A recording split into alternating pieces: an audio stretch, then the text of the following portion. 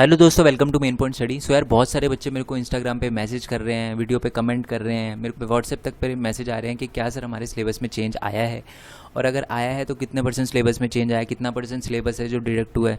ठीक है, कौन कौन से चैप्टर आ रहे हैं, कौन कौन से चैप्टर नहीं आ रहे, और अभी तक अगर न्यू सिलेबस जो है वो फाइनल नहीं हुआ तो हमें किन किन बातों का ध्यान रखना चाहिए, कौन कौन से चैप्टर पहले करने चाहिए और किन किन चैप्टर को बाद के लिए छोड़ देना चाहिए। ठीक है। साथ में बच्चे ये भी पूछे थे कि क्या सर 10th और 12th का ही सिलेबस चेंज हुआ है, या मैं 9th क्लास में हूँ, मैं 11th क्लास में हूँ, मेरा भी सिलेबस चेंज हुआ है। बहुत सारे बच्चे ये भी पूछे थे कि मैं प्राइवेट स्कूल में हूँ, क्या जो सिलेबस चेंज आ रहा है, जो होगा सिलेबस चेंज, उसका इम्पैक्ट मेरे को भी पड़ने वाला है, या मैं स्कूल जैसे करा रहा है उसी को फॉलो करूँ। ठीक है।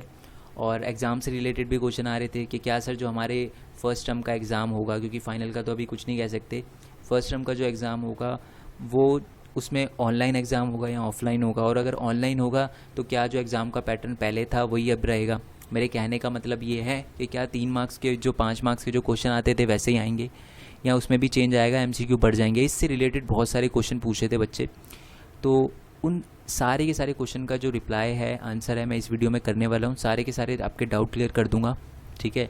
बट एक रिक्वेस्ट रहेगी, वीडियो को स्टार्टिंग से लेकर एंड तक देखना, एक भी चीज़ मिस मत करना। ठीक है, किसी भी चीज़ को स्किप मत करना, क्योंकि अगर आपने 1 सेकंड भी मिस कर दिया है, स्किप कर दिया ना, तो फिर बड़ी दिक्कत आ जाएगी, आप इस वीडियो को देखने के बाद भी प्रॉब्लम में ही रहोगे।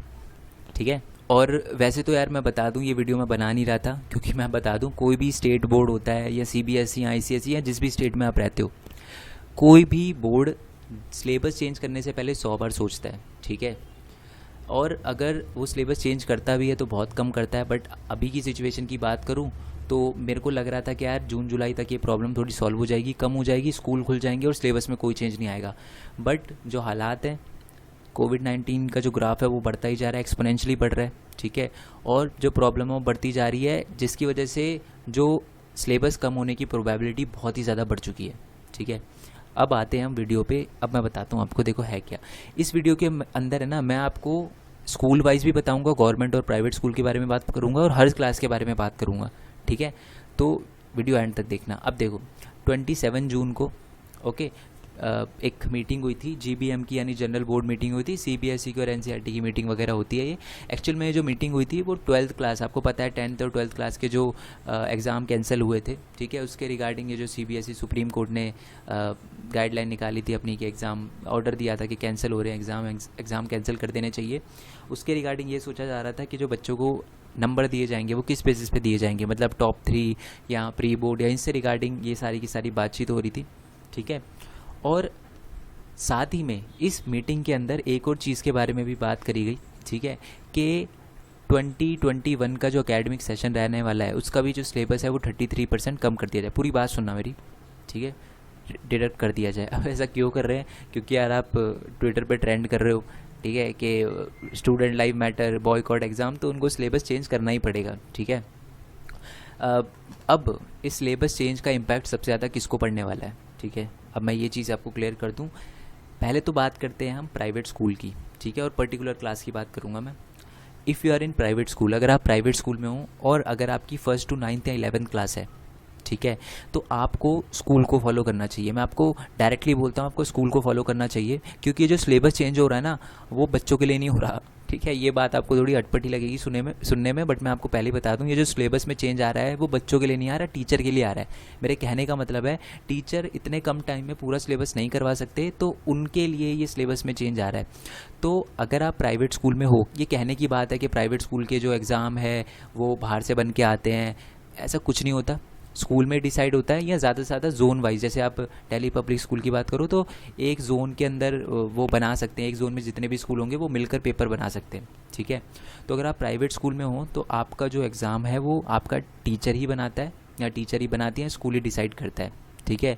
तो आपको सिलेबस के लिए टोटली अपने स्कूल पे डिपेंड रहना है। अगर आपके स्कूल के टीचर ने बोल दिया कि ये चैप्टर जो है वो आएगा, तो आपको वही करना है, और अगर पढ़ा दिया तो ज़रूर करना है। क्यों? क्योंकि अगर मान लो टीचर ने एक चैप्टर करा दिया है और वो बाद में पता चलता है कि सीबीएसई की गाइडलाइन में नहीं आ रहा, फिर भी वो चैप्टर आपको देखने के लिए मिल सकता है एग्ज़ाम में, फर्स्ट टर्म के और फाइनल में भी देखने के लिए मिल सकता है, अगर आप 1 to 9th या 11th क्लास में हो। ठीक है। वो आपको एग्ज़ाम में देखने के लिए मिल सकता है। तो इसलिए आपको स्कूल को फॉलो करना है पूरी तरीके से। ठीक ठीक है। प्राइवेट स्कूल का तो ये बात आपको क्लियर हो गई, क्योंकि स्कूल में बनता है। मैं खुद पढ़ाता हूँ बच्चों को प्राइवेट स्कूल के। बहुत सारे बच्चे जो 11th क्लास में तक पढ़ते हैं ना, उनका जो पेपर होता है वो बहुत बार सैम्पल पेपर से उठ के आ जाता है, फर्स्ट टर्म का भी और प्री बोर्ड वगैरह की भी बात करूँ मैं तो यार, अगर ऐसे थोड़ी ना होता है, मतलब अगर वो बाहर से बन के आता पेपर तो ऑब्वियस सी बात है कि वो ऐसा तो नहीं हो कि पूरा सैम्पल पेपर बिल्कुल एग्जैक्ट पूरा सैम्पल पेपर उठ के आ जाए, ठीक है। तो इसका मतलब जो प्राइवेट स्कूल के बच्चे हैं उनको स्कूल जो बता रहा है, स्कूल जो चैप्टर करवा रहा है उसी पे फोकस करना चाहिए। कोई न्यू चैप्टर अगर वो बच्चा खुद से भी करना चाहता है, मतलब वो स्कूल से थोड़ा आगे रहना चाहता है, तो उसको पहले अपने ट्यूशन टीचर से, अपने स्कूल टीचर से बात करनी चाहिए उसकी रिगार्डिंग, ठीक है। बाकी मैं बताऊंगा कि कौन कौन से चैप्टर करने चाहिए नहीं करने चाहिए, पूरी वीडियो एंड तक देखना। अब हम बात करते हैं गवर्नमेंट स्कूल की। अब है गवर्नमेंट स्कूल में थोड़ी दिक्कत है। क्या दिक्कत है? बहुत कम ऐसे बच्चे होते हैं गवर्नमेंट स्कूल में जिनके पास टीचर के नंबर होते हैं, और टीचर को भी कुछ श्योरिटी नहीं होती, क्योंकि आगे से जो ऑर्डर आते हैं वही उनको फॉलो करने पड़ते हैं, ठीक है। तो चाहे आपकी गवर्नमेंट स्कूल में पढ़ते हो, चाहे आपके टीचर ने कोई चैप्टर करवा दिया हो या ना करवाया हो, वो चैप्टर आ भी सकता है और नहीं भी आ सकता। तो इसके लिए मैं गवर्नमेंट स्कूल के बच्चों से बोलना चाहूँगा कि आप कोई भी चैप्टर अगर उठाते हो खुद से, तो अपने एक बार स्कूल वाले टीचर से अगर बात कर सको तो, नंबर वगैरह है, या अपने ट्यूशन टीचर से बात करो उसके रिगार्डिंग। कोई भी चैप्टर खुद मत उठाओ, और कौन सा चैप्टर आपको करना चाहिए उसके रिगार्डिंग में मैं आपको बताऊंगा, वीडियो एंड तक देखना। बट मैं आपको ये बोलना चाहूँगा, जब तक कोई ऑफिशियल नोटिफिकेशन नहीं आता, ठीक है, तब तक थोड़ा सा ट्राई करो कि कोई न्यू चैप्टर ऐसा मत करो अपनी मर्जी से, पूछ कर ही करो टीचर वगैरह से और ट्यूशन टीचर से, ठीक है। ये बात मैं आपको क्लियर कर दूँ, क्योंकि एक्सपीरियंस ज़्यादा मैटर करता है, इसलिए मैं आपको कह रहा हूँ कि अपने स्कूल टीचर से और ट्यूशन टीचर से पूछ के करना, गवर्नमेंट स्कूल के बच्चों से ये बात है। अब बात करते हैं 10th और 12th। ये दोनों क्लास ऐसी है जिन पर बहुत ज़्यादा इम्पैक्ट पड़ने वाला है, ये जो सिलेबस चेंज आया है और जो पैटर्न चेंज आया है। क्यों? क्योंकि यार इनका जो एग्ज़ाम है, चाहे वो प्राइवेट स्कूल हो चाहे वो गवर्नमेंट स्कूल हो, वो बोर्ड ही बनाता है, ठीक है। CBSE या ICSE बोर्ड वही बनाता है, ओके। तो इन पे बहुत ज़्यादा इम्पैक्ट पड़ने वाला है। तो मैं इनके पहले सिलेबस की बात कर लेता हूँ। देखो यार, मैं आपको सबसे पहले तो बात करता हूँ SST के बारे में, ठीक है। क्यों? SST का सिलेबस थोड़ा सा इंपॉर्टेंट है। मैं पहले 10th और 12th की बात करता हूँ, फिर बाकी क्लासेस की बात करूँगा। तो अगर 10th क्लास की बात करो आप, तो मैंने एक वीडियो भी बनाई थी जिसमें मैंने आपको सिलेबस भी बताया था। तो मैंने बताए थे बहुत सारे चैप्टर ऐसे हैं जो पीरियोडिक टेस्ट में या UT में आ रहे हैं बट फाइनल में नहीं आ रहे, तो वो चैप्टर अभी आपको छोड़ देने हैं। छोड़ देने हैं मतलब अभी के लिए उसको रहने दो, अभी वो चैप्टर करो जो 100% मैंने आपको बताया था कि बोर्ड में आएंगे, तो वो चैप्टर आप पहले करो, ठीक है। बहुत सही बता रहा हूँ मैं आपको। ऑप्शनल वाले चैप्टर के ये वाला जो सिर्फ प्री बोर्ड में आ रहा है, फाइनल में नहीं आ रहा, वो चैप्टर अभी स्किप करो, क्योंकि यार सिंपल सीधी बात है, अगर CBSE सिलेबस कट करेगा तो वो वही करेगा जो अननेसेसरी, और अननेसेसरी चैप्टर का मतलब क्या होता है, जो कहीं ना कहीं बोर्ड में नहीं आ रहे। तो जो बोर्ड में नहीं आ रहे उनको थोड़ा बाद के लिए टाल दो आप। इसलिए आपने देखा होगा कि मैं भी जो अपने क्योंकि 9th का सिलेबस तो मैं ऑलमोस्ट कवर करवा चुका हूँ, ठीक है। बट मैं 10th की बात करूँ तो मैंने चैप्टर 1 जियो का, जब मैंने चैप्टर 1 करवाया था, उसके बाद सीधा रिसोर्स एंड डेवलपमेंट के बाद सीधा मैं एग्रीकल्चर पे आ गया, क्योंकि जो बीच के 2 चैप्टर है ना, चैप्टर नंबर 2 और 3, वो दोनों के दोनों ऑप्शनल है। ऑप्शनल मतलब वो सिर्फ ऑप्शनल तो नहीं कह सकते, बट वो सिर्फ आपके प्री बोर्ड और UT में आएगा, ठीक है, वो आपके फाइनल में नहीं आएगा। तो इसलिए मैंने वो चैप्टर स्किप कराया है। मैं ऑफिशियल गाइडलाइन का खुद वेट कर रहा हूँ, ठीक है। ये चीज़ आपको क्लियर हो गई, ठीक है। तो इस चीज़ का आपको बहुत अच्छे से ध्यान रखना है। और एक चीज़ और बता दूं यार, कहीं आप सीधा बुक उठा के रीड करने लग जाओ। हिस्ट्री में भी अगर आप चैप्टर 2 देखोगे तो जिनकी पुरानी बुक होगी, ठीक है, उनमें चाइना से रिलेटेड चैप्टर होगा, चैप्टर नंबर 2 हिस्ट्री का, क्लास 10th की बात कर रहा हूँ मैं। तो वो चैप्टर जो है वो आपके न्यू सिलेबस में है ही नहीं, न्यू सिलेबस में ही नहीं है, ठीक है। मैं अभी नया जो सिलेबस बनेगा उसकी बात नहीं कर रहा, बट अभी जो ये कोविड-19 से पहले भी एक सिलेबस की गाइडलाइन आई थी पूरी की पूरी, उसके अंदर भी वो चैप्टर नहीं है। तो अगर आपको चैप्टर से रिलेटेड कोई प्रॉब्लम आए कि यार क्या है क्या नहीं है, तो उसके लिए सबसे पहले तो यार वो वीडियो जाकर देख कर आना जो मैंने सिलेबस के लिए बनाई है, उसका लिंक नीचे डिस्क्रिप्शन में दे रखा है, ठीक है। ऑप्शनल वाले जो चैप्टर हैं उसको अभी थोड़ा सा स्किप करना, और जो 101% आ रहे हैं चैप्टर के नाम से, चैप्टर के नंबर से नहीं, चैप्टर नंबर 2 आपकी बुक में अलग हो सकता है, क्योंकि अगर आपकी ओल्ड बुक है तो, ठीक है, तो उस पर मत जाना, चैप्टर के नाम पे जाना, चैप्टर के नाम लिखना आप।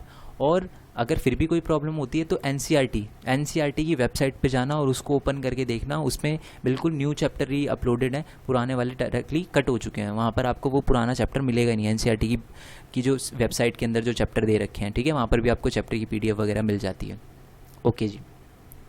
अब बात करते हैं बाकी सब्जेक्ट की, साइंस की, मैथ्स की। एसएसटी के लिए तो मैं आपको बता चुका हूँ कि जो ऑप्शनल चैप्टर है, पहले तो सिलेबस का बहुत अच्छे से ध्यान रखना है। ओल्ड बुक डायरेक्टली उठा के पढ़ने नहीं लग जानी।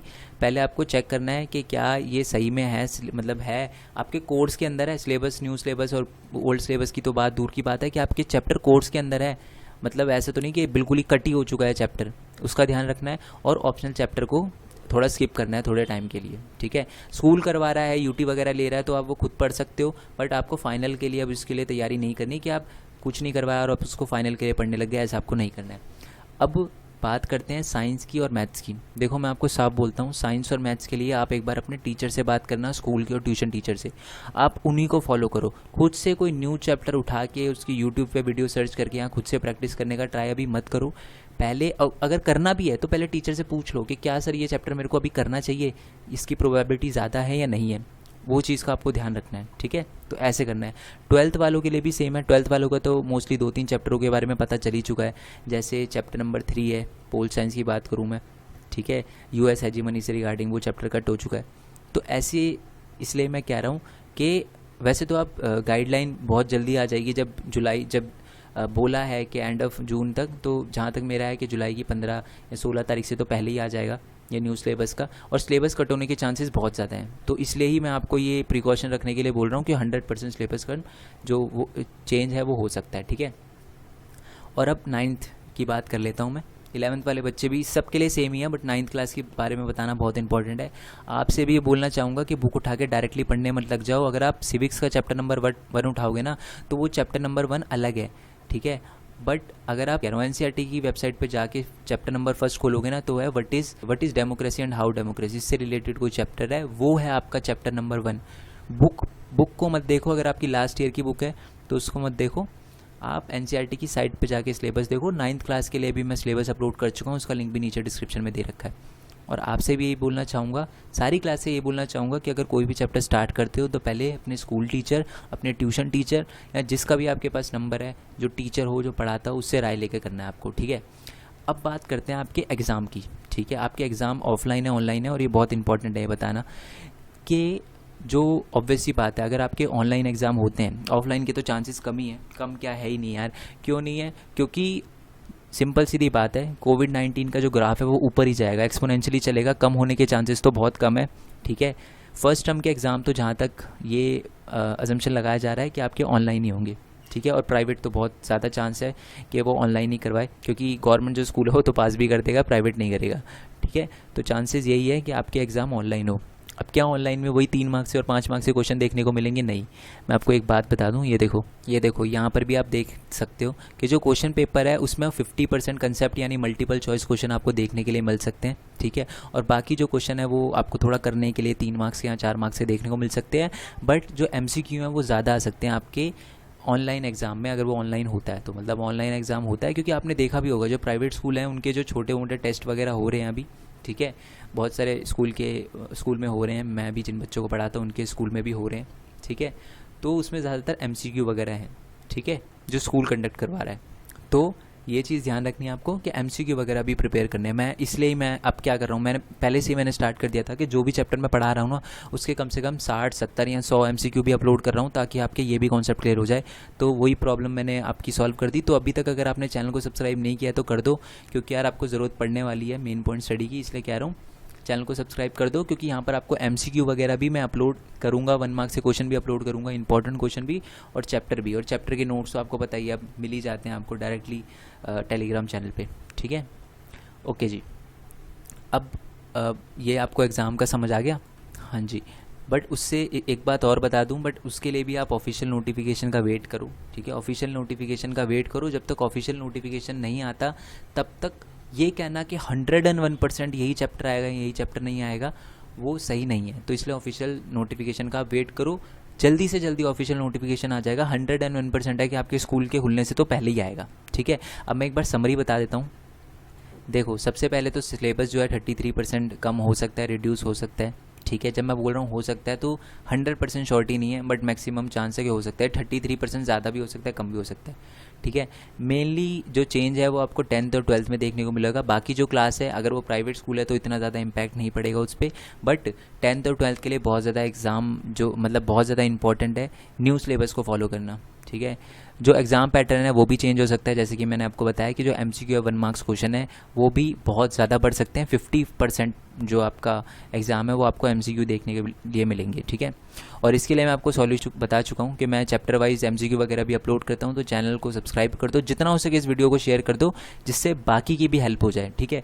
नोट्स के लिए आप टेलीग्राम जो चैनल है वो ज्वाइन कर सकते हो, लिंक नीचे डिस्क्रिप्शन में दे रखा है। टेलीग्राम एक ऐप है, उसको डाउनलोड करने के बाद आप डायरेक्टली नोट्स को डाउनलोड कर पाओगे, ठीक है। कोई भी गिमिक्स वगैरह नहीं है, डायरेक्टली जाओ, लिंक मिलेगा, क्लिक करो, डायरेक्ट नोट्स खुलेंगे, कोई GP लिंक वगैरह नहीं है। मैं सिर्फ नोट्स की बात कर रहा हूँ, ठीक है।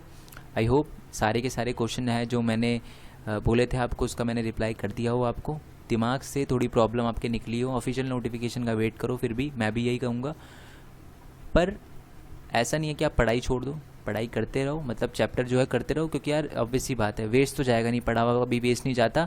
सारे के सारे चैप्टर जो हैं वो इंटरलिंक होते हैं, तो अगर आपने कोई चैप्टर पढ़ा है, पढ़ लिया है तो कोई दिक्कत नहीं, जैसे चल रहा है वैसे ही चलने दो, पढ़ो नॉर्मली जैसे पढ़ाई कर रहे हो वैसी करो।